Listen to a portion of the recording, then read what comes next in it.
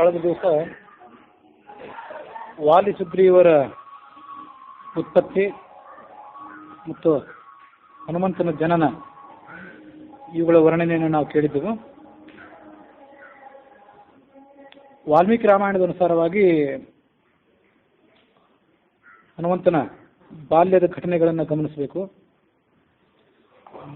ಹಣ್ಣುಗಳನ್ನು ತರಲಿಕ್ಕೆ ಅನ್ನುವ ಉದ್ದೇಶದಿಂದ ಆತನ ತಾಯಿ ಅಂಜನಾದೇವಿ, ಅವಳು ಪುಂಜಿಕ ಸ್ಥಳಿ ಅನ್ನುವಂಥ ಅಪ್ಸರೆಯ ಅವತಾರ, ಕಾಡಿಗೆ ಒಮ್ಮೆ ಹೋಗಿದ್ದಳು. ಅವಳು ತಾಯಿ ದೂರ ಹೋಗಿದ್ದರಿಂದ ಮತ್ತು ಹಸಿವು, ಇವೆರಡೂ ಕಾರಣಗಳಿಂದ ಆ ಶಿಶುವಿಗೆ ಬಹಳ ದುಃಖ ಆಗಿತ್ತು. ಅದು ಜೋರಾಗಿ ರೋದನ ಮಾಡಲಿಕ್ಕೆ ಪ್ರಾರಂಭ ಮಾಡಿತು. ಪ್ರಾತಃ ಕಾಲ ಆಗಿತ್ತು. ಅದೇ ಸಂದರ್ಭದಲ್ಲಿ ಸೂರ್ಯನು ಕೂಡ ಉದಯಿಸ್ತಾ ಇದ್ದಂತಹ ಸೂರ್ಯನನ್ನ ಆ ಬಾಲ ಶಿಶು ಹನುಮಂತ ನೋಡಿ ಅದೊಂದು ಹಣ್ಣೇ ಇದ್ದಿರಬೇಕು ಅಂತ ಭಾವಿಸಿದ. ನನಗೊಂದು ಅದ್ಭುತವಾದಂಥ ಆಹಾರ ಸಿಕ್ಕಿತು ಅನ್ನುವಂಥ ಭಾವನೆಯಿಂದ ಆ ಹಣ್ಣನ್ನು ಪಡ್ಕೊಳ್ಳುವ ಉದ್ದೇಶದಿಂದ ಆತ ಸೂರ್ಯನ ಕಡೆಗೆ ಹಾರಿದ. ಬಾಲಾರ್ಕಾಭಿಮುಖೋ ಬಾಲಃ ಬಾಲಾರ್ಕ ಇವ ಮೂರ್ತಿಮಾನ್ ಗೃಹೀತ ಕಾಮೋ ಬಾಲಾರ್ಕಂ ಪ್ಲವತೆ ಅಂಬರ ಮಧ್ಯಗಃ. ಬಾಲಸೂರ್ಯನನ್ನ ಹಿಡ್ಕೊಳ್ಳುವ ಉದ್ದೇಶದಿಂದ ಈ ಹನುಮಂತ ಸೂರ್ಯನಿಗೆ ಅಭಿಮುಖವಾಗಿ ಹಾರಿದ. ದೇವ ದಾನವ ಯಕ್ಷರೆಲ್ಲರಿಗೂ ಕೂಡ ಆಶ್ಚರ್ಯ ಆಯಿತು, ಆ ಚಿಕ್ಕ ಶಿಶು ಹಾರಿ ಹೋಗ್ತಾ ಇದ್ದನ್ನು ನೋಡಿ. ಯಾವ ವೇಗ ಈ ಹನುಮಂತನಿಗೆ ಈಗ ಕಂಡು ಬರ್ತಾ ಇದೆಯೋ ಅಂತಹ ವೇಗವನ್ನು ನಾವು ಯಾರಲ್ಲೂ ಕೂಡ ನೋಡಲಾರೆವು. ವಾಯುವಿಗೂ ಇಲ್ಲ, ಗರುಡನಿಗೂ ಇಲ್ಲ, ಮತ್ತು ಮನಸ್ಸಿಗೂ ಇಲ್ಲ. ಇವರೆಲ್ಲರನ್ನು ಕೂಡ ಮೀರಿದಂತಹ ವೇಗದಿಂದ ಆ ಹನುಮಂತ ಈಗ ಹಾರುತ್ತಿದ್ದಾನೆ. ಬಾಲ್ಯಾವಸ್ಥೆಯಲ್ಲೇ ಇಂತಹ ಅದ್ಭುತವಾದಂತಹ ವೇಗ ಮತ್ತು ಪರಾಕ್ರಮಗಳನ್ನು ಈತ ಪ್ರದರ್ಶನ ಮಾಡಿದ್ದಾನೆ. ಹೀಗಿದ್ರೆ ಇನ್ನು ಯುವಕ ಆದ ಮೇಲೆ ಈತನ ಪರಾಕ್ರಮ, ಈತನ ಶಕ್ತಿ ಎಷ್ಟು ಮೇರೆಯನ್ನು ಮೀರಬಹುದು ಅಂತ ಅವರೆಲ್ಲ ಆಶ್ಚರ್ಯಪಟ್ಟರು. ನಾಪ್ಯೇವಂ ವೇಗವಾನ್ ವಾಯು ಗರುಡ ನ ಮನಸ್ತಥ. ಗರುಡನಿಗಾಗಲಿ ಮನಸ್ಸಿಗಾಗಲಿ ಯಾರಿಗೂ ಕೂಡ ಇಂಥ ವೇಗ ಇಲ್ಲ. ಯಥಾಯಂ ವಾಯುಪುತ್ರಸ್ತು ಕ್ರಮತೆ ಅಂಬರಮುತ್ತಮಂ. ಕಿಶೋರಸ್ಯ, ಸಣ್ಣ ಕಿಶೋರ ಆಗಿದ್ದವನಿಗೆ ಇಂಥ ಅದ್ಭುತವಾದ ಪರಾಕ್ರಮ ಮತ್ತು ವೇಗ ಇರೋದಾದ್ರೆ ಯೌವನಂ ಬಲಮಾಸಾಧ್ಯ ಕಥಂ ವೇಗೋ ಭವಿಷ್ಯತಿ. ನಾಳೆ ಆತ ತರುಣ ಆದರೆ ಆತನ ಬಲವನ್ನ ನಾವು ಹೇಗೆ ಊಹಿಸಬಹುದು?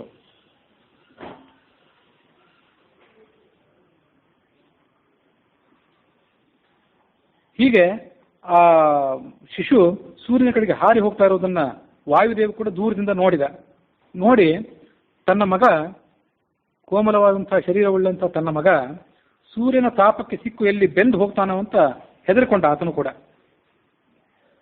ಆತನಿಗೂ ಆತಂಕ ಆಯಿತು. ಆ ಮಗನನ್ನ ರಕ್ಷಣೆ ಮಾಡಬೇಕು ಅನ್ನೋ ಉದ್ದೇಶದಿಂದ ವಾಯುದೇವ ಮಗನನ್ನು ಹಿಂಬಾಲಿಸಿದ. ತಾನು ಕೂಡ ಹಿಮದಂತೆ ಶೀತಲವಾದ ಸ್ವರೂಪವನ್ನು ತಾಳಿ ಮಗನನ್ನು ಹಿಂಬಾಲಿಸಿದ. ಹೀಗೆ ಹಲವಾರು ಸಾವಿರ ಯೋಜನೆಗಳಷ್ಟು ದೂರ ಆಕಾಶದಲ್ಲಿ ಆತ ಕ್ರಮಿಸಿದ ಈ ಹನುಮಂತ. ಸೂರ್ಯನ ದೇವನಿಗೆ ಸಮೀಪಕ್ಕೆ ಹೋದ ಅವನು. ಸೂರ್ಯ ಆತನಿಗೇನು ಹಾನಿ ಮಾಡಲಿಲ್ಲ. ಯಾಕೆ ಹಾನಿ ಮಾಡಲಿಲ್ಲ ಅಂದ್ರೆ ಹೀಗೆ ಭಾವಿಸಿದಂತೆ ಸೂರ್ಯ, ಇವನಿನ್ನೂ ಸಣ್ಣ ಮಗು, ಯಾವುದು ಮಾಡಬೇಕು ಯಾವುದು ಮಾಡಬಾರ್ದು ಇತ್ಯಾದಿ ಕಾರ್ಯಗಳನ್ನು ಈತ ತಿಳಿದವನಲ್ಲ. ಮತ್ತೆ ಇನ್ನು ಮುಂದೆ ಈತ ದೊಡ್ಡವನಾದ್ಮೇಲೆ ದೇವತೆಗಳಿಗೆ ಈತ ಮಾಡಿಕೊಡಬೇಕಾದಂತಹ ಅನೇಕ ಕಾರ್ಯಗಳಿವೆ. ಹಾಗೆಲ್ಲ ಇರೋದ್ರಿಂದ ಇವನಿಗೆ ಈಗ ನಾನು ತೊಂದರೆ ಕೊಡಬಾರದು ಅಂತ ಭಾವಿಸಿದ ಸೂರ್ಯ. ಆ ದಿವಸ ರಾಹು ಗ್ರಹಣ ಇತ್ತು, ಸೂರ್ಯಗ್ರಹಣ ಇತ್ತು. ರಾಹು ಸೂರ್ಯನನ್ನ ಕಬಳಿಸಬೇಕು ಅಂತ ಅಪೇಕ್ಷೆ ಪಟ್ಟಿದ್ದ. ಸೂರ್ಯನ ರಥದ ಮೇಲೆ ರಾಹು ಕೂಡ ಉಪಸ್ಥಿತನಾಗಿದ್ದ.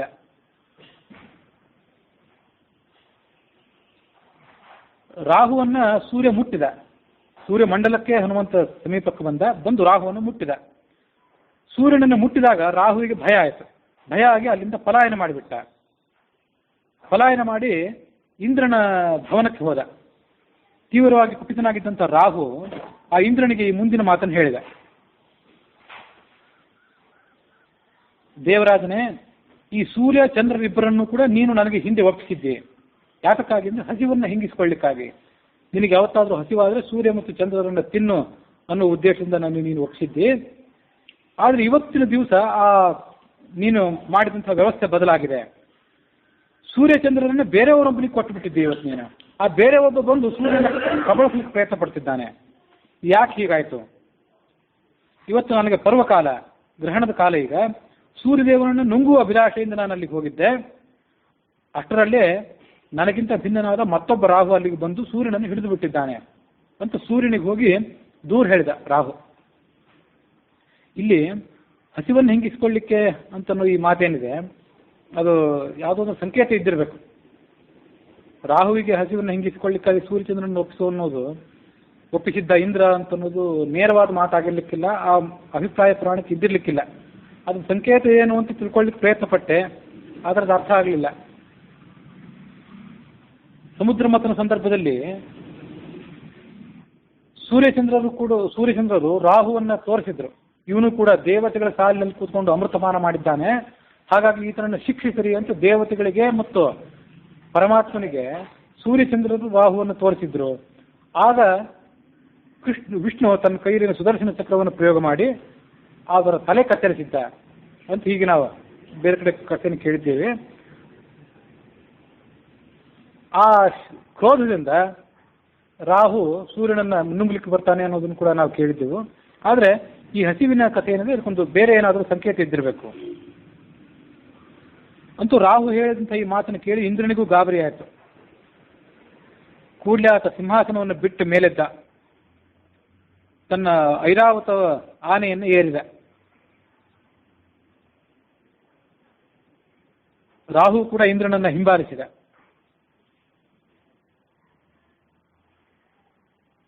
ಅಲ್ಲಿ ತನಕ ಈ ಹನುಮಂತ ಸೂರ್ಯನ ಬಳಿಗೆ ನಿಂತ್ಕೊಂಡಿದ್ದಂಥ ಆ ಹನುಮಂತ ಆ ದೊಡ್ಡ ಪರ್ವತದಂತೆ ಆ ರಾಹು ಕೂಡ ಬರ್ತಾ ಇರೋದನ್ನು ಗಮನಿಸಿದ.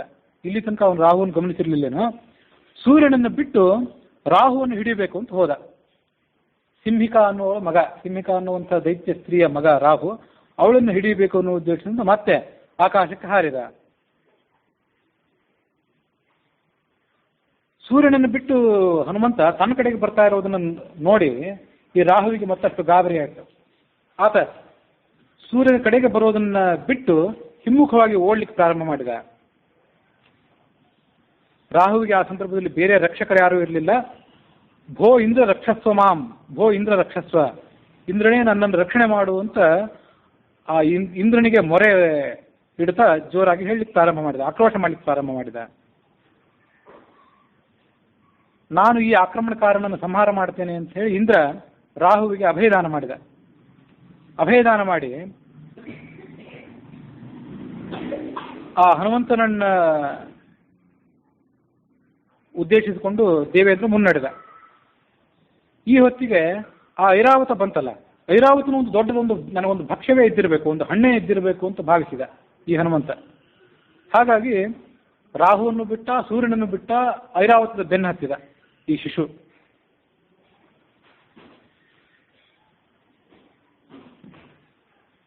ಆ ಶಚೀಪತಿಯಾದ ಇಂದ್ರ ತನ್ನ ಕೈಯಲ್ಲಿದ್ದಂತಹ ವಜ್ರಾಯುಧದಿಂದ ಹನುಮಂತನನ್ನ ಪ್ರಹರಿಸಿದ. ಹೆಚ್ಚೇನು ಕೋಪ ಮಾಡ್ಕೊಳ್ಳಿಲ್ಲ ಅಂತ ಹೇಳ್ತದೆ ರಾಮಾಯಣ. ಆತ ವಾಯುಪುತ್ರನಾದಂತಹ ಈ ಹನುಮಂತ ದೇವತಾ ಕಾರ್ಯಕ್ಕೆ ಸಾಧಕ ಅನ್ನೋದು ಇಂದ್ರನಿಗೆ ಕೂಡ ಗೊತ್ತಿತ್ತು. ಹಾಗಾಗಿ ಹೆಚ್ಚು ಕೋಪ ಮಾಡ್ಕೊಳ್ಳಿಲ್ಲ, ಆದರೂ ಪ್ರಹಾರ ಮಾಡಿದ. ಇಂದ್ರನ ವಜ್ರಾಯುಧದಿಂದ ಈ ಹನುಮಂತನಿಗೆ ಏಟು ಬಿದ್ದಾಗ ಒಂದು ಪರ್ವತದ ಮೇಲೆ ಹೋಗಿ ಆತ ಬಿದ್ದು ಬಿಟ್ಟ. ಹಾಗೆ ಅವನು ಬಿದ್ದಾಗ ಅವನು ಎಡಭಾಗದ ಕೆನ್ನೆಯ ತಳಭಾಗ ಅಂದರೆ ದವಡೆ ಅದು ಮುರಿದು ಹೋಯಿತು. ವಜ್ರದ ಪ್ರಹಾರದಿಂದ ವ್ಯಾಕುಲನಾಗಿ ಹನುಮಂತ ಕೆಳಗೆ ಬಿದ್ದಾಗ ಆ ಹನುಮಂತನ ತಂದೆಯಾದಂತಹ ವಾಯುವಿಗೆ ಇಂದ್ರನ ಮೇಲೆ ತೀವ್ರವಾದಂತಹ ಕೋಪ ಬಂತು.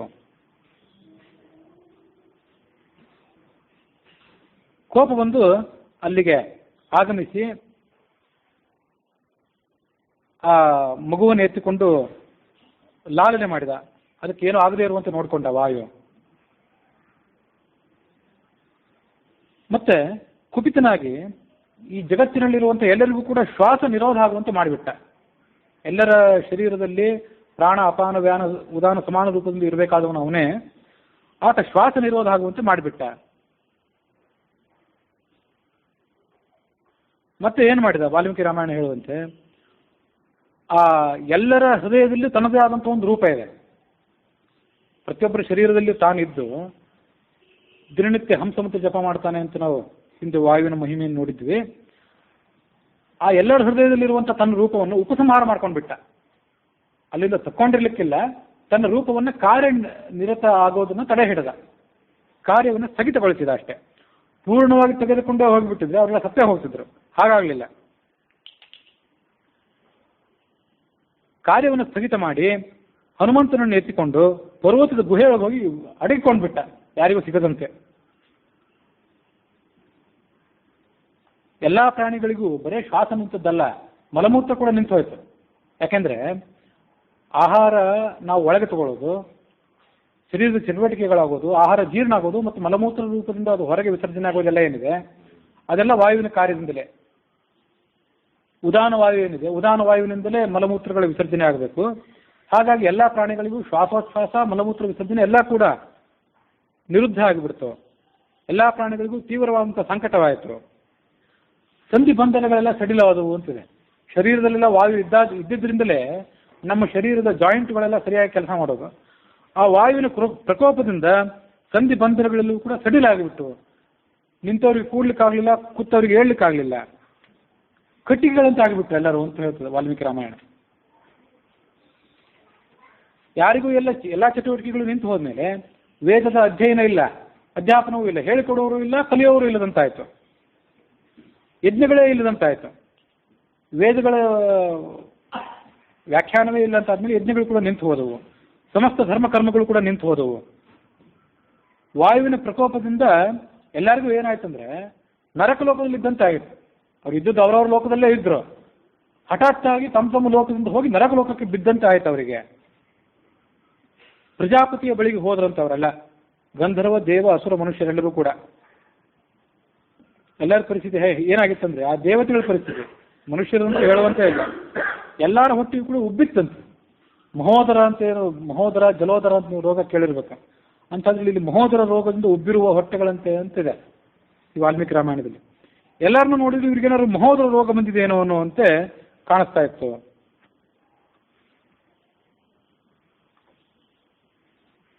ಬ್ರಹ್ಮನಿಗೆ ಅವರೆಲ್ಲರೂ ಕೂಡ ವಿಜ್ಞಾಪನೆ ಮಾಡಿಕೊಂಡ್ರು, ಎಲ್ಲಾ ರೀತಿಯಾದಂತಹ ಪ್ರಾಣಿಗಳನ್ನು ನೀನೇ ಸೃಷ್ಟಿ ಮಾಡಿದ್ದೀನಿ. 4 ವಿಧವಾದಂತಹ ಪ್ರಾಣಿಗಳು, ಗರ್ಭದಿಂದ ಹುಟ್ಟುವಂಥದ್ದು, ಮೊಳಕೆಗಳಿಂದ ಹುಟ್ಟುವಂಥದ್ದು, ಮತ್ತೆ ಬೆವರಿನಿಂದ ಹುಟ್ಟುವಂಥದ್ದು ಅಂತ ಹೀಗೆಲ್ಲ.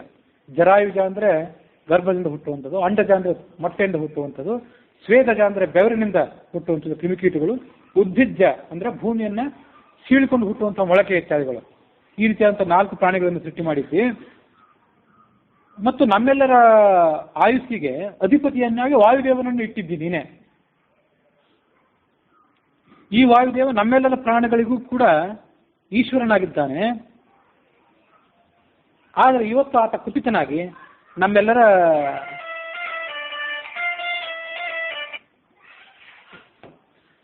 ಪ್ರಾಣವನ್ನು ಸ್ತಬ್ಧ ಮಾಡಿಬಿಟ್ಟಿದ್ದಾನೆ.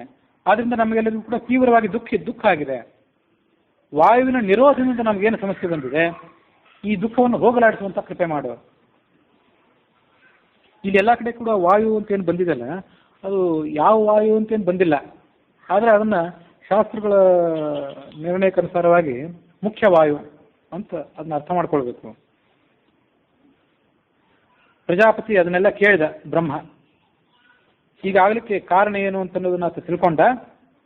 ಯಾವ ಕಾರಣದಿಂದ ವಾಯು ಕುಪಿತನಾಗಿದ್ದಾನೆ ಮತ್ತು ಪ್ರಾಣಿಗಳೆಲ್ಲವೂ ಕೂಡ ಉಸಿರಾಡಿಸುವುದನ್ನು ನೀವು ನಿಲ್ಲಿಸಿ ಬಿಟ್ಟಿದ್ದಾನೆ, ಅದನ್ನೆಲ್ಲವನ್ನೂ ಕೂಡ ನೀವು ತಿಳ್ಕೊಳ್ಳಿ, ಆತನನ್ನೇ ಹೋಗಿ ಕೇಳಿ, ಅದು ಉಚಿತ ಆಗಿದೆ. ದೇವರಾಜನಾದಂಥ ಇಂದ್ರ ರಾಹುವಿನ ಮಾತನ್ನು ಕೇಳಿ ವಾಯುಪುತ್ರನಾದ ಹನುಮಂತನನ್ನು ವಜ್ರಾಯುಧದಿಂದ ಪ್ರಹಾರ ಮಾಡಿದ್ದಾನೆ. ಹಾಗಾಗಿ ವಾಯು ಕುಪಿತನಾಗಿ ಎಲ್ಲರ ವಾಯುವನ್ನು ಕೂಡ ಸ್ತಬ್ಧವನ್ನಾಗಿ ಮಾಡಿದ್ದಾನೆ. ಶರೀರೇಶು ವಾಯುಶ್ಚರತಿ ಪಾಲಯನ್ ಶರೀರಂ ಹಿ ವಿನಾ ವಾಯುಂ ಸಮತಾಂ ಯಾತಿ ದಾರುಭಿಹಿ. ವಾಯುವಿನ ಸ್ವರೂಪ ನಮಗೆ ವ್ಯಕ್ತ ಆಗುವಂಥದ್ದಲ್ಲ. ಅಂಥ ವಾಯು ಎಲ್ಲರ ಶರೀರದಲ್ಲಿಯೂ ಕೂಡ ಇದ್ದು ಅವರ ಶರೀರವನ್ನು ರಕ್ಷಣೆ ಮಾಡ್ತಾ ಸಂಚಾರ ಮಾಡ್ತಿರ್ತಾನೆ. ಶರೀರ ಇಲ್ಲದೆ ಇದ್ರೆ, ಆ ವಾಯು ಇಲ್ಲದೆ ಇದ್ರೆ ನಮ್ಮ ಶರೀರ ಏನಿದೆ ಸಮತಾಂ ಯಾತಿ ದಾರುಭಿಹಿ, ಒಂದು ಕಟ್ಟಿಗೆ ಕೊರಡಿಗೂ ನಮ್ಮ ಶರೀರಕ್ಕೂ ವ್ಯತ್ಯಾಸ ಇಲ್ಲ. ವಾಯು ಪ್ರಾಣಂ ಸುಖಂ ವಾಯು ವಾಯು ಸರ್ವಮಿದಂ ಜಗತ್ ವಾಯುನಾ ಸಂಪರಿತ್ಯಕ್ತಂ ನ ಸುಖಂ ವಿಂದತೆ ಜಗತ್. ವಾಯುವೇ ಸಮಸ್ತ ಜೀವಿಗಳಿಗೂ ಕೂಡ ಪ್ರಾಣಸ್ವರೂಪ, ಆತನೇ ಸುಖದಾಯಕ. ಈ ಸಮಸ್ತ ಜಗತ್ತು ಕೂಡ ಆತನಿಂದಲೇ ನಿಯಂತ್ರಿಸಲ್ಪಟ್ಟಿದೆ. ಆ ವಾಯುವಿನಿಂದ ಹೀನವಾದರೆ ಈ ಯಾವ ಜೀವಿಗೂ ಕೂಡ ಸುಖ ಇಲ್ಲ.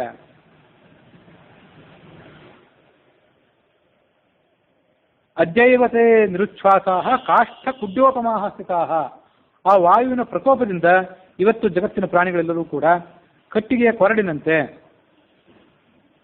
ಕುಡ್ಯ ಅಂದ್ರೆ ಗೋಡೆಯಂತೆ ನಿಶ್ಚಲರಾಗಿಬಿಟ್ಟಿದ್ದಾರೆ. ಯಾರಲ್ಲೂ ಕೂಡ ಚಲನೆಯೇ ಕಂಡು ಬರ್ತಿಲ್ಲ. ವಾಯುದೇವ ಇರುವಲ್ಲಿಗೆ ನಾವೆಲ್ಲರೂ ಈಗ ಹೋಗೋಣ. ಆತನನ್ನು ಪ್ರಸನ್ನಗೊಳಿಸದೆ ನಮಗೆ ಬೇರೆ ಹಾದಿ ಇಲ್ಲ, ನಾವೆಲ್ಲರೂ ಹಾಳಾಗಿ ಹೋಗ್ಬಿಡ್ತೀವಿ ಹೀಗೆ ಆದರೆ. ಹೀಗೆ ಹೇಳಿ ಆ ದೇವ ಗಂಧರ್ವ ನಾಗ ಗುಹ್ಯಕರೆಲ್ಲರನ್ನು ಕೂಡ ಕರೆದುಕೊಂಡು ವಾಯುದೇವ ಯಾವ ಗುಹೆಯಲ್ಲಿ ತನ್ನ ಮಗನ ಜೊತೆಗಿದ್ದ ಆ ಸ್ಥಳಕ್ಕೆ ಬಂದ.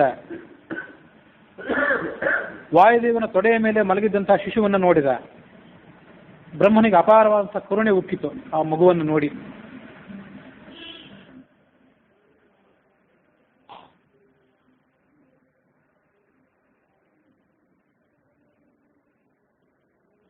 ವಾಯುದೇವ ಬ್ರಹ್ಮನಿಗೆ 3 ಬಾರಿ ಪ್ರದಕ್ಷಿಣೆ ಮಾಡಿ ನಮಸ್ಕಾರ ಮಾಡಿದ. ಆ ವಾಯುದೇವನನ್ನ ಹಿಡಿದು ಎಬ್ಬಿಸಿದ ಮತ್ತು ಆ ವಾಯುದೇವನ ಕೈಯಲ್ಲಿದ್ದಂತಹ ಚಿಕ್ಕ ಶಿಶುವನ್ನು ಕೂಡ ಚತುರ್ಮುಖ ಬ್ರಹ್ಮ ಕೈಯಿಂದ ಮುಟ್ಟಿದ. ಕೈಯಿಂದ ಮುಟ್ಟಿದ ಕೂಡಲೇ ಆ ಶಿಶು ಜೀವಂತ ಆಗಿಬಿಡ್ತು. ಹೇಗೆಂದ್ರೆ ಬಹಳ ದಿವಸದಿಂದ ಬಾಡಿದಂಥ ಒಂದು ಸಸ್ಯಕ್ಕೆ ನೀರು ಹಾಕಿದ್ರೆ ಒಮ್ಮೆಲೆ ಅದರಲ್ಲಿ ಹಸಿರು ಬಣ್ಣ ಚೇತರಿಕೆ ಕಾಣಿಸ್ಕೊತದಲ್ಲ, ಹಾಗೆ ಆ ಶಿಶು ಜೀವಂತ ಆಯಿತು. ಅದರ ಅಪ್ಪನಾದಂತಹ ಗಂಧವಹನವಾದಂತಹ ವಾಯುವಿಗೆ ಬಹಳ ಸಂತೋಷ ಆಯಿತು. ಕೂಡಲೇ ಎಲ್ಲಾ ಪ್ರಾಣಿಗಳಲ್ಲೂ ಕೂಡ ಆತ ಸಂಚಾರ ಮಾಡಲಿಕ್ಕೆ ಪ್ರಾರಂಭ ಮಾಡಿದ. ಎಲ್ಲಾ ಪ್ರಾಣಿಗಳು ಕೂಡ ಒಮ್ಮೆಲೆ ಸಂತೋಷವೂ ಆಯಿತು.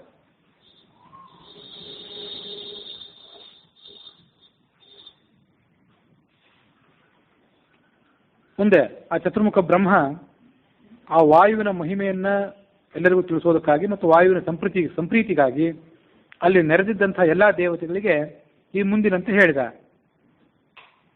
3 ಜೋಡಿಗಳಿಂದ ಕೂಡಿದಂತಹ ಚತುರ್ಮುಖ ಬ್ರಹ್ಮ ಅಂತ ಅಲ್ಲಿದೆ. 3 ಜೋಡಿಗಳಿಂದ ಕೂಡಿದಂಥ ಅಂತಂದ್ರೆ ಐಶ್ವರ್ಯ, ಧರ್ಮ, ಯಶಸ್ಸು, ಶ್ರೀ, ಜ್ಞಾನ, ವೈರಾಗ್ಯ, ಈ ರೀತಿಯಾಗಿ 3 ಜೊತೆಗಳು, ಒಟ್ಟಾರೆ 6 ಪದಾರ್ಥಗಳು ಅಂತ ತಿಳ್ಕೊಳ್ಬೇಕು. ಅಥವಾ ಬ್ರಹ್ಮ ವಿಷ್ಣು ಮಹೇಶ್ವರರನ್ನ ತನ್ನ ಸ್ವರೂಪದಲ್ಲಿ ಇಟ್ಕೊಂಡವನು ಅಂತ ಹೀಗೆ ಅರ್ಥ ಮಾಡಬೇಕು. ಅಂತೂ 3 ಜೊತೆಗಳಿಂದ ಕೂಡಿದಂತಹ ಚತುರ್ಮುಖ ಬ್ರಹ್ಮ ಆ ದೇವತೆಗಳಿಗೆ ಮುಂದಿನಂತೆ ಹೇಳಿದ. ಇಂದ್ರ, ಅಗ್ನಿ, ವರುಣ, ಕುಬೇರಾದಿ ದೇವತೆಗಳೇ, ನಿಮಗೆ ಎಲ್ಲಾ ವಿಷಯ ಗೊತ್ತಿದೆ. ಹಾಗಿದ್ರೂ ಕೂಡ ನಿಮ್ಮ ಹಿತಕ್ಕಾಗಿ ಈ ಮುಂದಿನ ಕೆಲವು ಮಾತುಗಳನ್ನು ನಾನು ಹೇಳಬೇಕು ಅಂತ ಅಪೇಕ್ಷೆ ಪಡ್ತೇನೆ. ಈ ಬಾಲಕನಿಂದ ಮುಂದೆ ನಮಗೆ ಆಗಬೇಕಾದಂತಹ ಕಾರ್ಯ ಬಹಳ ಇದೆ. ಅನೇಕ ಕಾರ್ಯಗಳು ಈತ ನಮಗೆ ಮಾಡಿಕೊಡುವನಿದ್ದಾನೆ. ನೀವೆಲ್ಲರೂ ಕೂಡ ಪ್ರಸನ್ನರಾಗಿ ಆ ಮಗುವಿಗೆ ವರಗಳನ್ನು ಕೊಡಿ, ನಾಳೆ ಅದರಿಂದ ಆಗಬೇಕಾಗಿದ್ದಂಥ ಕೆಲಸಕ್ಕಾಗಿ. ಇಂದ್ರ ಮೊದಲನೇದಾಗಿ ವರವನ್ನು ಕೊಟ್ಟ. ಹನುಮಂತನ ಕೊರಳಿಗೆ ತನ್ನ ಕಂಠದಲ್ಲಿದ್ದಂತಹ ಒಂದು ಕಮಲದ ಮಾಲೆಯನ್ನು ಹಾಕಿದ್ನಂತೆ ಇಂದ್ರ. ಹಾಕಿ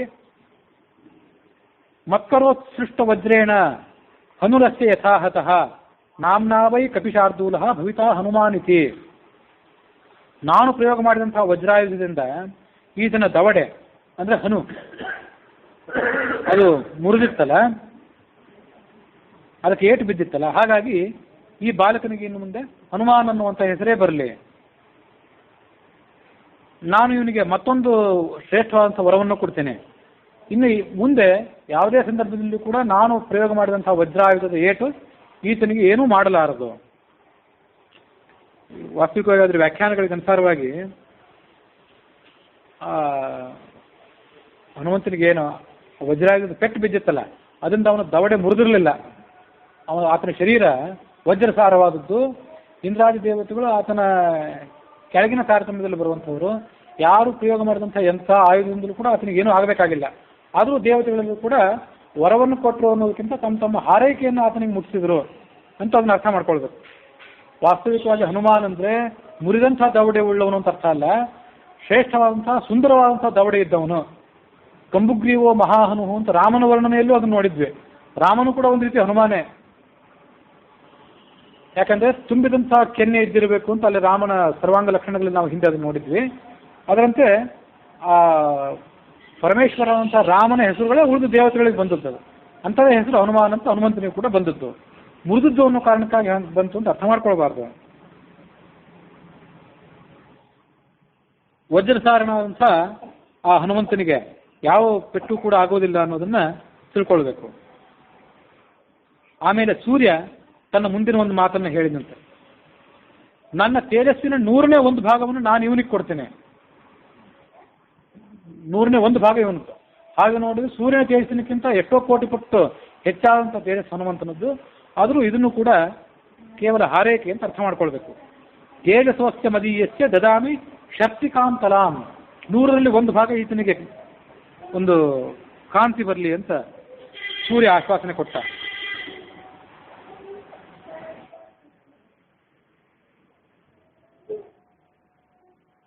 ಮತ್ತು ಇನ್ನೊಂದು ವರ ಕೊಟ್ಟ. ಅದೇನೆಂದ್ರೆ, ಯದಾಚ ಶಾಸ್ತ್ರಾಧ್ಯೇತು ಶಕ್ತಿರಸ್ಯ ಭವಿಷ್ಯತಿ ತದಾಸ್ತ ಶಾಸ್ತ್ರಂ ದಾಸ್ಯಾಮಿ ಏನ ವಾಗ್ಮಿ ಭವಿಷ್ಯತಿ ನಚಾಸ್ಯ ಭವಿತಾ ಕಶ್ಚಿತ್ ಸದೃಶಃ ಶಾಸ್ತ್ರದರ್ಶನೆ.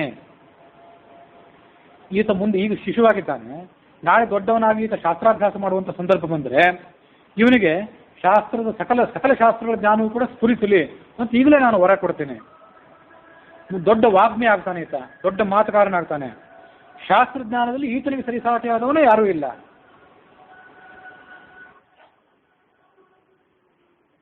ಹನು ಅಂದರೆ ಜ್ಞಾನ ಅಂತ ಕೂಡ ಅರ್ಥ ಇದೆ.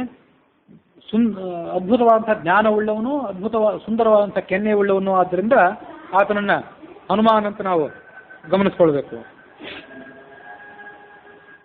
ತಾತ್ಪರ್ಯ ನಿರ್ಣಯಾದಿ ಗ್ರಂಥಗಳಿಗೆ ಅನುಸಾರವಾಗಿ ಹನುಮಂತನ ಮತ್ತೊಂದು ಸಂಗತಿಯನ್ನು ಕೂಡ ನಾವು ಗಮನಿಸಬೇಕು. ತಾತ್ಪರ್ಯ ನಿರ್ಣಯಾದಿ ಗ್ರಂಥಗಳು ಮತ್ತು ರಾಮಾಯಣದಲ್ಲಿ ಬಂದಂತೆ ಈ ಸೂರ್ಯ ಏನಿದ್ದಾನಲ್ಲ, ಈ ಸೂರ್ಯ ಕೊಟ್ಟಂತ ಈ ವರಕ್ಕೊಂದು ಮಹತ್ವ ಇದೆ. ನನ್ನ ತೇಜಸ್ಸಿನಲ್ಲಿ 100ನೇ 1 ಭಾಗ ಈತನಿಗೆ ಬರಲಿ ಅಂತ ಅಷ್ಟೇ ಅಲ್ಲ, ಸಕಲ ಶಾಸ್ತ್ರಾರ್ಥಗಳ ಜ್ಞಾನವೂ ಕೂಡ ಈತನಿಗೆ ಸ್ಫುರಿಸಲಿ ಅಂತ ವರ ಕೊಟ್ಟಿದ್ನಲ್ಲ. ಹಾಗಿರೋದ್ರಿಂದ ಸೂರ್ಯ ನಮ್ಮ ದೈಹಿಕವಾದಂಥ ಆರೋಗ್ಯಕ್ಕೆ ಮಾತ್ರ ಕಾರಣ ಅಲ್ಲ, ನಮ್ಮ ಆಧ್ಯಾತ್ಮಿಕವಾದಂಥ ಆರೋಗ್ಯಕ್ಕೂ ಕೂಡ ಸೂರ್ಯನೇ ದೀಪಕ ಅನ್ನೋದನ್ನು ನಾವು ಗಮನಿಸಬೇಕು. ಅದಕ್ಕಾಗಿ ದೇಶದ ಸವಿತ್ರ ಮಂಡಲ ಮಧ್ಯವರ್ತಿ ಸೂರ್ಯನ ಮಂಡಲದಲ್ಲಿರುವಂತಹ ಗಾಯತ್ರಿ ರೂಪವನ್ನು ಧ್ಯಾನ ಮಾಡಿ ಆ ಗಾಯತ್ರಿ ರೂಪವು ನಮ್ಮ ಬುದ್ಧಿಗಳನ್ನು ಪ್ರೇರೇಪಿಸಲಿ ಅಂತ ನಾವು ಗಾಯತ್ರಿ ಮಂತ್ರದಿಂದ ಪರಮಾತ್ಮನನ್ನು ಆರಾಧನೆ ಮಾಡ್ತೇವೆ. ಮುಖ್ಯ ಅರ್ಥ ಅದಕ್ಕೆ ಸೂರ್ಯ ಅಲ್ಲದೆ ಸೂರ್ಯಾಂತರ್ಗತನಾದಂಥ ಪರಮಾತ್ಮ ಅಂತ ಅರ್ಥ ಮಾಡಬೇಕು.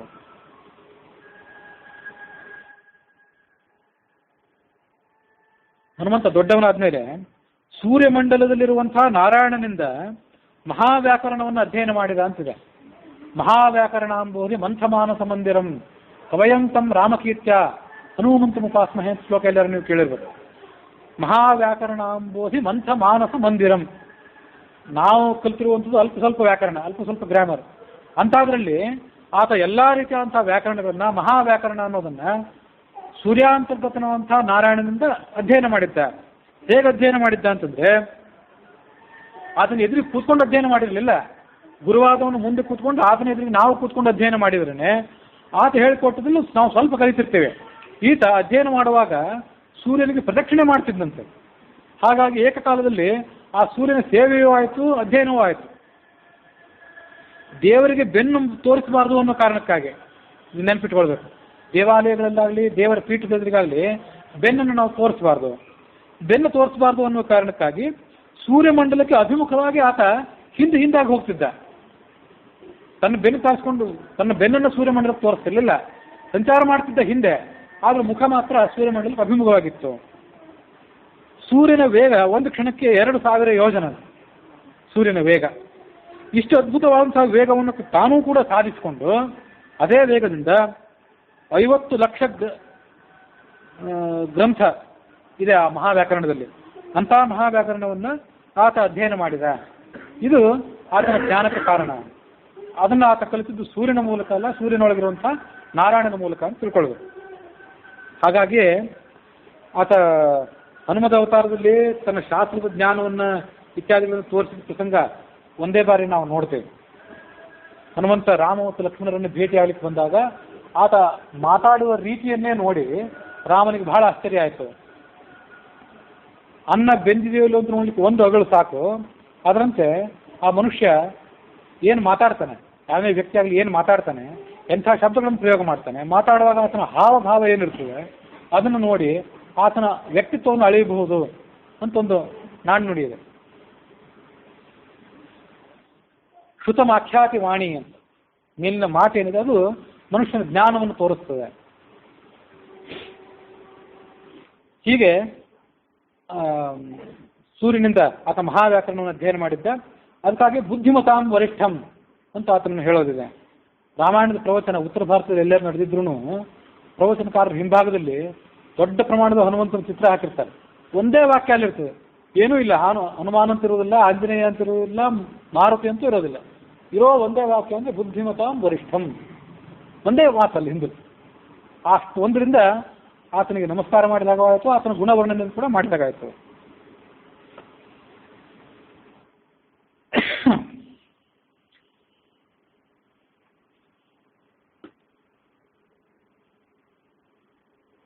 ಆನಂದ ರಾಮಾಯಣದಲ್ಲಿ ಬಂದಂತೆ ಆ ಹನುಮಂತನ ಮಹತ್ವವನ್ನು ಕೂಡ ಗಮನಿಸಬೇಕು. ಮತ್ವ ಪಕ್ವಫಲಂ ಚೇತಿ ಜಿಗೃಕ್ಷು ಲೀಲೆಯೋಪಿತಃ, ಯಾವುದೊಂದು ಪಕ್ವವಾದಂಥ ಹಣ್ಣಿದು ಅಂತ ಭಾವಿಸಿದಂತೆ ಹನುಮಂತ ಆ ಸೂರ್ಯನನ್ನು ನೋಡಿ. ಯೋಜನಾನಾಂ 500, 500 ಯೋಜನ, ಹಲವಾರು ಸಾವಿರ ಯೋಜನ ಅಂತ ಅಷ್ಟೇ ಬಂತು ವಾಲ್ಮೀಕಿ ರಾಮಾಯಣದಲ್ಲಿ. ಆನಂದ ರಾಮಾಯಣದಲ್ಲಿ ಬಂದಂತೆ 500 ಯೋಜನ ವಾಯುವೇಗದಿಂದ ಆತ ಹಾರಿದ್ದ. ರಾಹು ತಸ್ಮಿನ್ ದಿನೇ ಯಯೌ ಸೂರ್ಯಂ ರಘುತ್ತಮ, ಅದೇ ದಿವಸದಲ್ಲಿ ರಾಹು ಸೂರ್ಯಗ್ರಹಣಕ್ಕೆ ಹೋಗಿದ್ದ. ರಾಹುವಿಗೆ ಭಯ ಆಯಿತು, ಆತ ಇಂದ್ರನಿಗೆ ಸಮೀಪಿಸಿದ. ಅದನ್ನೆಲ್ಲ ವಾಲ್ಮೀಕಿ ರಾಮಾಯಣದಲ್ಲಿ ಇದ್ದಂತೆ ಆ ಕಥೆ ಇದೆ.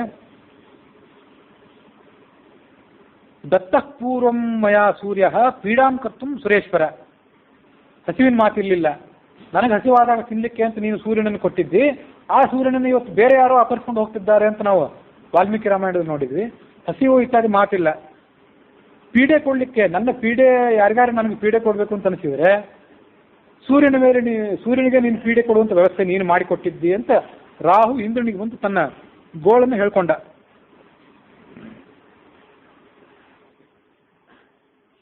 ವಜ್ರಪಾತಾನ್ ಮಾರುತಿ ಖಾತ್ ಪಪಾತ ಗಿರಿಕಂದರೆ, ವಜ್ರದ ಏಟು ಬಿತ್ತು ಅಂತ ಆನಂದ ರಾಮಾಯಣದಲ್ಲಿ ಕೂಡ ಇದೆ. ಸದಾ ಭಗ್ನ ಹನುಸ್ತಸ್ಯ ಹನುಮಾನಿತು ವೈ ಯತಃ, ಆತನ ಹನು ಭಗ್ನ ಆಯಿತು ಅಂತ ಆನಂದ ರಾಮಾಯಣದಲ್ಲೂ ಕೂಡ ಇದೆ. ಆದರೆ ಅದರ ಅಂತರಾರ್ಥವನ್ನು ಹಿಂದೆ ಹೇಳಿದಂತೆ ಅರ್ಥ ಮಾಡ್ಕೊಳ್ಬೇಕು.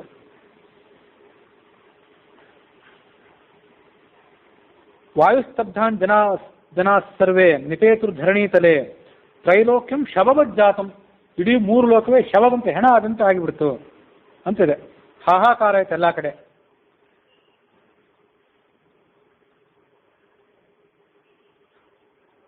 ದೇವೇಂದ್ರನ ಅಪರಾಧವನ್ನು ಕ್ಷಮೆ ಮಾಡುವಂತ ಚತುರ್ಮುಖ ಬ್ರಹ್ಮನು ಕೂಡ ವಾಯುವಿನನ್ನು ಕೇಳ್ಕೊಂಡ.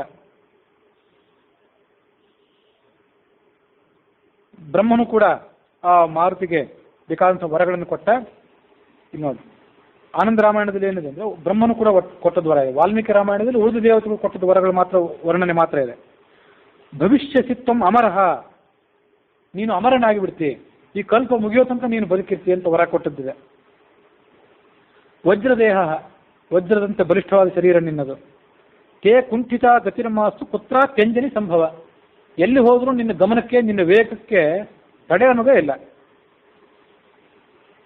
ಭವಿಷ್ಯಕ್ಕೆ ಹರವು ಮುಕ್ತಿ ಸ್ತವ ನಿತ್ಯ ಮನುತ್ತಮ, ಎಲ್ಲ ಸಾಧನೆಯನ್ನು ಮುಗಿಸಿ ನೀನು ಭಗವಂತನ ಸನ್ನಿಧಾನವನ್ನು ಸೇರ್ತಿ.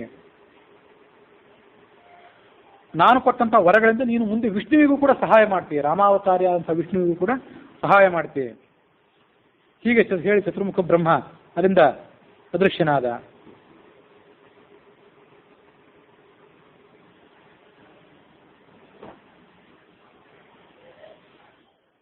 ಅಲ್ಲಿ ಆನಂದ ರಾಮಾಯಣಕ್ಕೆ ಅನುಸಾರವಾಗಿ ಆ ಸೂರ್ಯ ಯಾವ ಕಾರಣಕ್ಕಾಗಿ ರಾಹುವಿನ ಗ್ರಹಣಕ್ಕೊಳಗಾಗಬೇಕಾಗಿತ್ತು ಅನ್ನುವಂಥ ಕಥೆಯಲ್ಲೇ ಏನಿದೆ ಅದನ್ನು ಕೂಡ ಸ್ವಲ್ಪ ಗಮನಿಸಬೇಕು. ರಾಮ ಕೇಳಿದ ಅಗಸ್ತ್ಯರನ್ನ, ದೇವೇಂದ್ರೇಣ ಕಥಂ ದತ್ತಃ ರವಿಸ್ತಸ್ಮೈ ಸ ರಾಹವೇ, ದೇವೇಂದ್ರ ಯಾವ ಕಾರಣಕ್ಕಾಗಿ ಸೂರ್ಯನನ್ನು ರಾಹುವಿಗೆ ಕೊಟ್ಟಿದ್ದ, ಅದನ್ನು ಸ್ವಲ್ಪ ವಿಸ್ತಾರವಾಗಿ ನನ್ನ ಕಥೆ ಹೇಳಿ. ಸುಧಾಪಾನಾದ ಅಯಂ ರಾಹು ದೈತ್ಯೋಭೂತ್ ಅಮರ ಸ್ವಯಂ, ಈ ರಾಹು ಈತ ರಾಕ್ಷಸನಾದರೂ ಕೂಡ ಅಮೃತವನ್ನು ಪಾನ ಮಾಡಿ ಅಮರನಾಗಿ ಬಿಟ್ಟಿದ್ದ. ಹಿಂದೆ ಅದನ್ನು ಕಥೆ ಹೇಳಿದೆ, ಅದನ್ನು ಈ ಆನಂದ ರಾಮಾಯಣದಲ್ಲಿ ಕೂಡ ಇದೆ ಅಂತ ಗಮನಿಸಬೇಕು. ಗ್ರಹ ಅಷ್ಟಮಃ ಅಭವತ್, 8ನೇ ಗ್ರಹ ಆಗಿಬಿಟ್ಟ ಅವನು.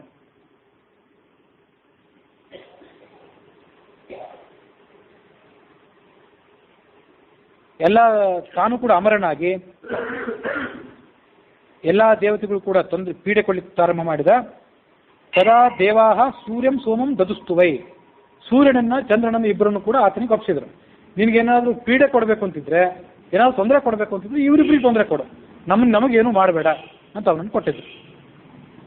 ಜ್ಞಾತ್ವಾ ಧರ್ಮೈರ್ ಜನಾ ಸರ್ವೇ ನಿಜ ಕರ್ಮಾದಿ ಹೇತವೇ ಮೋಚಯಿಷ್ಯಂತಿ ರಾಹೋಶ್ಚ ಶಶಿನಂ ಭಾಸ್ಕರಂ ಪ್ರತಿ ಯದಾ ಯದಾ ಭವತ್ಯತ್ರ ಉಪರಾಗ ಜಗತೀತಲೆ.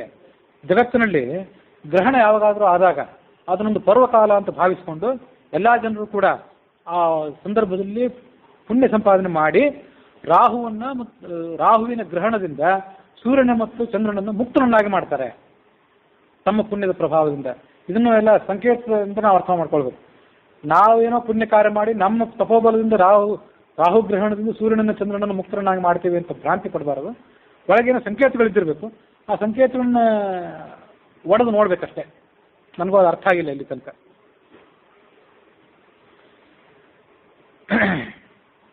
ತೋಷಯಿತ್ವಾ ಸದಾ ರಾಹುಂ ತೌ ತಸ್ಮಾನ್ ಮೋಚಯಂತಿ. ಏತತ್ ಸರ್ವಂ ಮಯಾ ಪ್ರೋಕ್ತಂ ಉಪರಾಗಸ್ಯ ಕಾರಣಂ. ಇದೆಲ್ಲವೂ ಕೂಡ ಆ ಗ್ರಹಣದ ಕಾರಣ, ಗ್ರಹಣ ಯಾಕಾಗಿ ಸಂಭವಿಸುತ್ತದೆ ಅನ್ನೋ ಕಾರಣವನ್ನ ನಾನು ನಿನಗೆಲ್ಲನೂ ಕೂಡ ಹೇಳಿದ್ದೇನೆ. ವರಂ ಕರ್ಮ ಜನ್ಮ ಕರ್ಮ ವರಾದಾನಂ, ಹನುಮಂತನ ಜನ್ಮ ಹೇಗಾಯಿತು, ಆತನಿಗೆ ವರಪ್ರಾಪ್ತಿ ಹೇಗಾಯಿತು ಅನ್ನುವಂಥ ಎಲ್ಲ ಸಂಗತಿಗಳನ್ನು ಕೂಡ ವಿಸ್ತಾರವಾಗಿ ನಾನು ನಿನಗೆ ಹೇಳಿದ್ದೇನೆ. ಇನ್ನು ಮುಂದೆ ಆ ಹನುಮಂತನಿಗೆ ಸಂಬಂಧಪಟ್ಟಂತ ಮತ್ತೊಂದು ಕಥೆ ಹೇಳಬೇಕಾಗಿದೆ. ಅದೇನೆಂದ್ರೆ, ಆ ಹನುಮಂತನಿಗೆ ತನ್ನ ಬಲ ಗಮನಕ್ಕೆ ಬರದೇ ಇರುವಂತೆ ಆಗಿಬಿಟ್ಟಿತ್ತು ಅಂತಿದೆ. ಆತನಿಗೆ ಯಾರು ಒಬ್ಬರು ತನ್ನ ಬಲವನ್ನು ತಿಳಿಸಬೇಕಾಗಿತ್ತಂತೆ. ನಿನ್ನ ಬಲವನ್ನು ಒಂದ್ಸರಿ ಗಮನಿಸು ನೀನು ಅಂತ ಆತನಿಗೆ ಪ್ರಚೋದನೆ ಮಾಡಬೇಕಾಗಿತ್ತು ಅಂತಿದೆ. ಅದು ಯಾಕೆ ಆ ಥರ ಆಗಿತ್ತು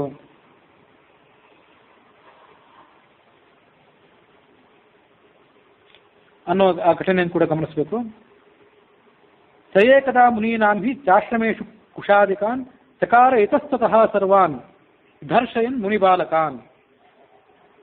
ಈ ಹನುಮಂತ ಸಣ್ಣ ಶಿಶುವಾಗಿದ್ದಾಗ ಮುನಿಗಳ ಆಶ್ರಮಕ್ಕೆ ಬಂದು ಆ ಮುನಿಗಳ ಯಜ್ಞದ ಸಾಮಗ್ರಿಗಳನ್ನು ಇತ್ಯಾದಿಗಳನ್ನು ಅಸ್ತವ್ಯಸ್ತ ಮಾಡಿಬಿಡ್ತಿದ್ದ. ಅಲ್ಲಿರುವಂಥ ಮುನಿಗಳ ಬಾಲಕರಿಗೂ ಕೂಡ ತೊಂದರೆ ಕೊಡ್ತಿದ್ದ. ಅದನ್ನು ನೋಡಿ ಆ ಮುನಿಗಳಿಗೆ ಕೋಪ ಬಂತು. ಅವರು ಅಂಜನಾ ಪುತ್ರನಾದಂಥ ಹನುಮಂತನಿಗೆ ಒಂದು ಶಾಪ ಕೊಟ್ಟರು.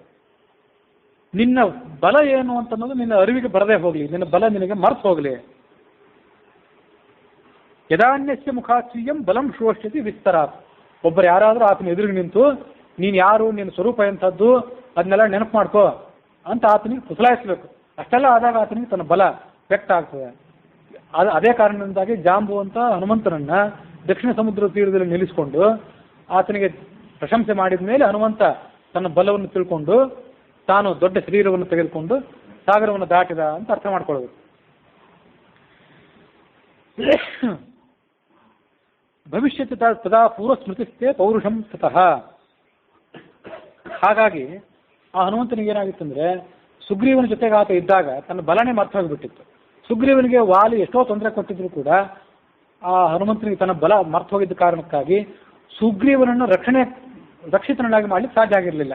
ಇಲ್ಲದೇ ಇದ್ರೆ ವಾಲಿಯನ್ನ ನಿಗ್ರಹ ಮಾಡಿ ಆತ ಸುಗ್ರೀವನನ್ನ ಸುರಕ್ಷಿತನನ್ನಾಗಿ ಮಾಡ್ತಿದ್ದ. ಕೇವಲ ಕಥೆಗಳಂತ ಅರ್ಥ ಮಾಡ್ಕೊಳ್ಬೇಕಷ್ಟೆ. ತನ್ನ ಬಲ ಆತನಿಗೆ ಮರ್ತು ಹೋಗಿತ್ತು, ಆತನಿಗೆ ಮತ್ತೊಬ್ಬರನ್ನು ನೆನಪು ಮಾಡಿಕೊಡ್ಬೇಕು ಅಂತಲ್ಲ. ಸುಗ್ರೀವನನ್ನ ಆತ ರಕ್ಷಣೆ ಮಾಡದೇ ಇದ್ದಿದ್ದಕ್ಕೆ, ವಾಲಿಯನ್ನು ಹಾಗೆ ಬಿಟ್ಟಿದ್ದಕ್ಕೆ ಎಲ್ಲದಕ್ಕೂ ಕೂಡ ದೇವತಾ ಕಾರ್ಯಗಳಿವೆ, ದೇವತಾ ಕಾರ್ಯಗಳ ಹಿನ್ನೆಲೆ ಇದೆ ಅಂತ ಅದಕ್ಕೆ ನಾವು ತಿಳ್ಕೊಳ್ಬೇಕು. ಯಥಾಸ್ತುತೋ ಜಾಂಬುವತ ಪುರಾ ಪ್ರಾಯೋಪವೇಶನೆ. ಎಲ್ಲಾ ಕಪಿಗಳು ಹೋಗಿ ದಕ್ಷಿಣ ಸಮುದ್ರ ತೀರದಲ್ಲಿ ಉಪವಾಸ ಮಾಡ್ತೀವಿ ಅಂತ ಕೂತ್ಬಿಟ್ಟಿದ್ರಲ್ಲ, ಆ ಸಂದರ್ಭದಲ್ಲಿ ಜಾಂಬುವಂತ ಆತನ ಸ್ತೋತ್ರ ಮಾಡಿದ್ದಾಗ ಅವನಿಗೆ ಆತನ ಬಲ ಗೊತ್ತಾಯಿತು.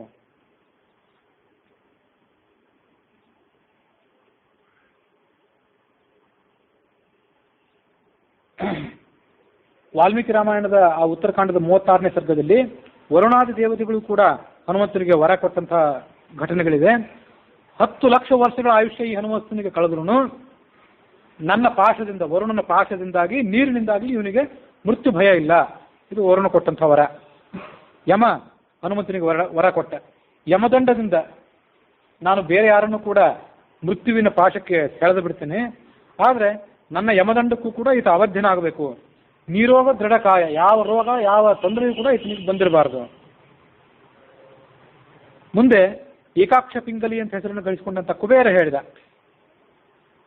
ಯುದ್ಧದಲ್ಲಿ ಯಾವತ್ತೂ ಕೂಡ ಈತನಿಗೆ ಹಿನ್ನಡೆ ಆಗಬಾರ್ದು ಅನ್ನುವಂಥ ವರವನ್ನು ನಾನು ಕೊಡ್ತೇನೆ. ನನ್ನದಾದಂಥ ಗದೆ ನಾನು ಬೇರೆ ಯಾರಿಗಾದ್ರೂ ಅದನ್ನು ಕೊಟ್ಟಿದ್ರೆ ಅಥವಾ ನಾನೇ ಆ ಗದೆಯಿಂದ ಈ ಹನುಮಂತನಿಗೆ ಪ್ರಹಾರ ಮಾಡಿದ್ರು ಕೂಡ ಆತನಿಗೆ ಏನೂ ಆಗಬಾರದು.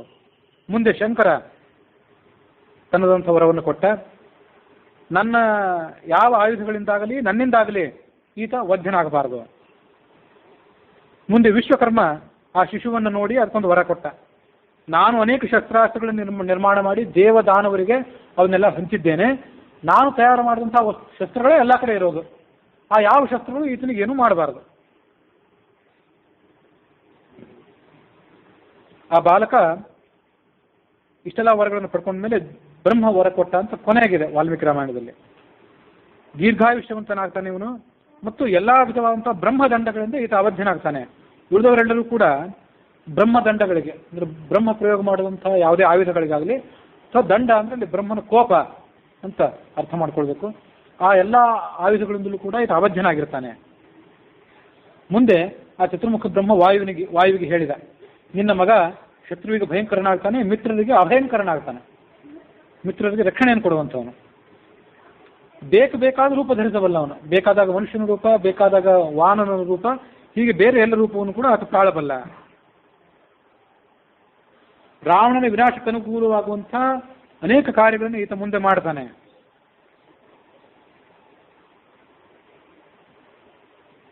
ಹೀಗೆ ಆ ಎಲ್ಲ ದೇವತೆಗಳು ಕೂಡ ಅನೇಕ ವಿಧವಾದಂಥ ವರಗಳನ್ನ ಆ ಹನುಮಂತನಿಗೆ ಕೊಟ್ಟು ತಮ್ಮ ತಮ್ಮ ಸ್ಥಳಗಳಿಗೆ ಅವರು ಹೊರಟು ಹೋದ್ರು. ಮುಂದೆ ವಾಯು ಮಗುವನ್ನು ಕರೆದುಕೊಂಡು ಬಂದು ಅಂಜನಾದೇವಿ ಮನೆಗೆ ಬಂದು ಎಲ್ಲಾ ದೇವತೆಗಳಿಗೂ ಶಿಶುವಿಗೆ ಕೊಟ್ಟಂತ ವರಗಳ ಸಂಗತಿಯನ್ನು ಅವಳಿಗೆ ತಿಳಿಸಿ ಅಲ್ಲಿಂದ ಹೊರಟು ಹೋದ.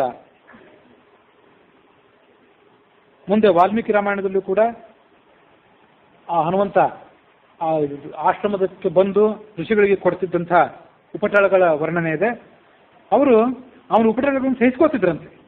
ಕೇಸರಿಯು ಕೂಡ ತನ್ನ ಮಗನಿಗೆ ಸಾಕಷ್ಟು ಹೇಳ್ತಿದ್ದ, ಹಾಗೆಲ್ಲ ಮಾಡಬೇಡ, ಋಷಿಗಳಿಗೆ ತೊಂದರೆ ಕೊಡಬೇಡ, ಋಷಿಪುತ್ರರಿಗೆ ತೊಂದರೆ ಕೊಡಬೇಡ ಅಂತೆಲ್ಲ ಹೇಳ್ತಿದ್ದ. ಆದ್ರೆ ಈ ಮಗ ಅದನ್ನು ಕೇಳ್ತಿರ್ಲಿಲ್ಲ. ಲೋಕದ ಮರ್ಯಾದೆಯಿಂದ ಮೀರಿ ನಡೀತಿದ್ದ ಈ ಹನುಮಂತ. ಅವರಿಗೆ ಕೋಪ ಬಂತು, ಆದ್ರೆ ಬಹಳ ಕೋಪ ಬರಲಿಲ್ಲ. ಆ ಸ್ವಲ್ಪ ಮಗುವಿಗೆ ಬುದ್ಧಿ ಕಲಿಸಬೇಕು ಅನ್ನೋ ಕಾರಣಕ್ಕಾಗಿ ಅವ್ರು ಶಾಪ ಕೊಟ್ಟರು ಅಂತ ವಾಲ್ಮೀಕಿ ರಾಮಾಯಣ ತಿಳಿಸ್ತದೆ. ಬೇರೆ ಯಾರಾದರೂ ನಿನ್ನ ಬಲದ ಅರಿವು ನಿನಗೆ ಮಾಡಿಕೊಡಬೇಕು, ಅಲ್ಲಿಯ ತನಕ ನಿನಗೆ ಮರೆತು ಹೋಗಲಿ.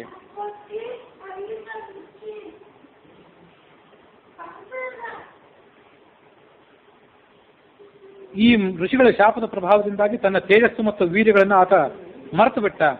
ಮುಂದೆ ಆತ ಸೌಮ್ಯನಾಗಿಬಿಟ್ಟ, ಯಾರಿಗೂ ಕೂಡ ತೊಂದರೆ ಕೊಡ್ತಿರ್ಲಿಲ್ಲ ಮತ್ತು ವಾಲ್ಮೀಕಿ ರಾಮಾಯಣ ಅದನ್ನು ತಿಳಿಸ್ತದೆ. ವಾಲಿ ಸುಗ್ರೀವರ ತಂದೆಯಾದಂತಹ ಋಕ್ಷರಜಸ್ ಆತ ದೀರ್ಘಕಾಲದವರೆಗೆ ರಾಜ್ಯಭಾರ ಮಾಡಿದ. ಆತನ ಅವಸಾನದ ನಂತರ ಮಂತ್ರಿಗಳೆಲ್ಲರೂ ಕೂಡ ವಾಲಿಯನ್ನ ರಾಜ್ಯದಲ್ಲಿ ಪಟ್ಟಾಭಿಷಿಕ್ತರನ್ನಾಗಿ ಮಾಡಿದರು.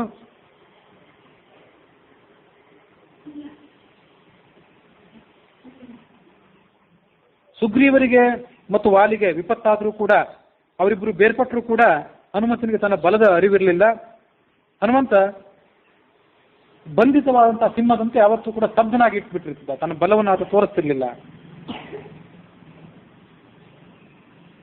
ಪರಾಕ್ರಮ, ಉತ್ಸಾಹ, ಸೌಶೀಲ್ಯ, ಚಾತುರ್ಯ ಈ ಎಲ್ಲ ಗುಣಗಳಲ್ಲಿ ಕೂಡ ಇವನಿಗೆ ಸಮಾನವಾದಂತಹ ವ್ಯಕ್ತಿಯೇ ಬೇರೆ ಯಾರೂ ಇಲ್ಲ.